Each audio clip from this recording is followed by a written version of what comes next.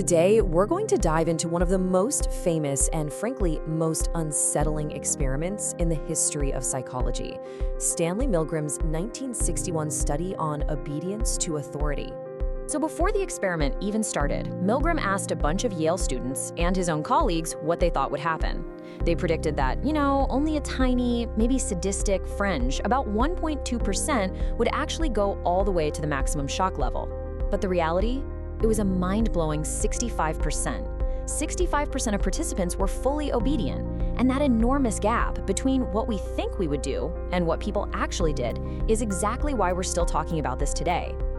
And that leads us to the big question, right? It's not just a number, it's the why behind it. What is so powerful that it can make regular people like you and me, do things that go against their own conscience just because someone in a lab coat told them to? That's what Milgram wanted to figure out. To get to the answer, we first have to understand the experiment's design, which was just brilliant and also deeply manipulative. Its power wasn't in some kind of obvious force, but in how carefully it built a totally believable world for the person taking part. So who were these people? Were they some kind of fringe group? Not at all. They were just regular guys between 20 and 50 years old who answered ads in the local paper. They were postal workers, engineers, teachers, laborers. Some had dropped out of elementary school, others had PhDs. The whole point is, they were meant to be a perfect snapshot of everyday society. Now, the whole experiment depended on a key theatrical trick, the Confederate. In psychology, a Confederate is basically an actor who's in on the secret.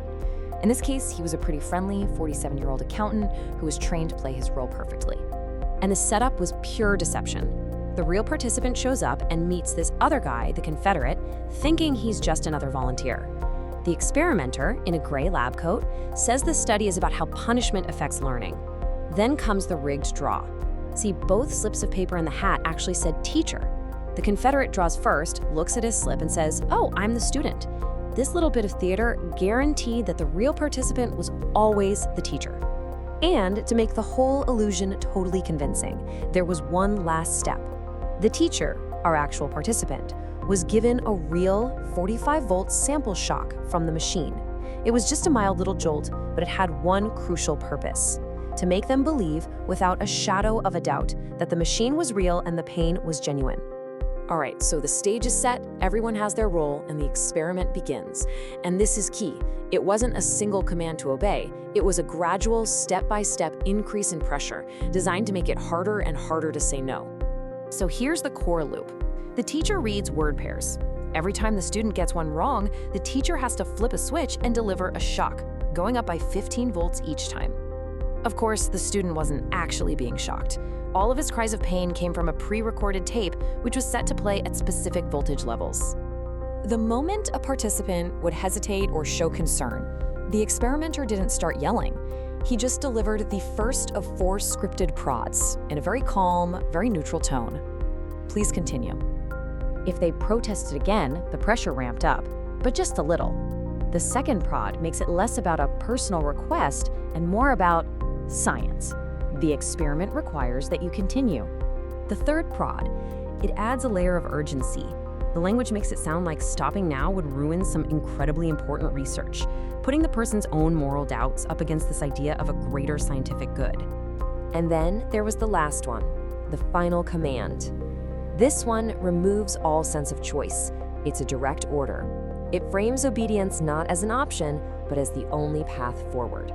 If someone still refused after this command, only then was the experiment over. So what did all this pressure actually look like? Well, the experiment captured this raw, painful picture of a conscience at war with itself.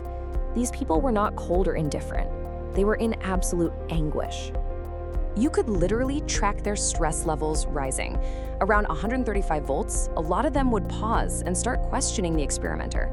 As the voltage climbed, you saw extreme tension, sweating, trembling, stuttering. Some people had this really bizarre coping mechanism. They'd break out into these fits of nervous, totally inappropriate laughter while flipping the switches. Then, at 300 volts, the recording played the sound of the student banging on the wall.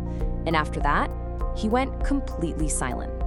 Now here's something that is truly unsettling. Even though almost every single participant was visibly upset and argued with the experimenter, not one of them stopped before that 300-volt mark. The the point where the learner pounds the wall and then goes silent. Up to that critical moment, the authority of the experimenter held firm. For over 60 years now, people have been debating these findings. They raise these huge questions about authority, responsibility, and really human nature itself. So what have we learned in all the decades since? You know, it's easy to think, oh, that was just the early 1960s, a different time, but it turns out that's not really the case. In 2009, a psychologist named Jerry Berger ran a partial replication, a more ethical one, and he found that about 63% of his participants were ready to keep going past that critical 150-volt point. This tendency for regular people to obey, even when it feels wrong, seems to be remarkably stable over time. The debate about why this happens usually breaks down into two main camps. The dispositional idea argues that it's all about the individual, that the people who obeyed must have had some kind of character flaw.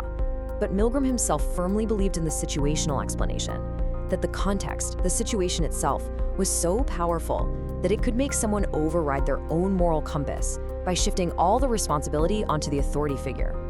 And that right there is Milgram's chilling conclusion. It wasn't that he found a room full of bad people. It was that he had created a situation so powerful it could make ordinary people do terrible things. His work suggests that any of us, just by doing our job and following orders, can become a cog in a much larger, destructive machine without ever meaning any harm.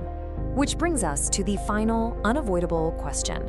We all believe we'd be the one to stand up and say no, but if you were really in that room with that calm authority figure telling you he's the one who's responsible, what would you actually do?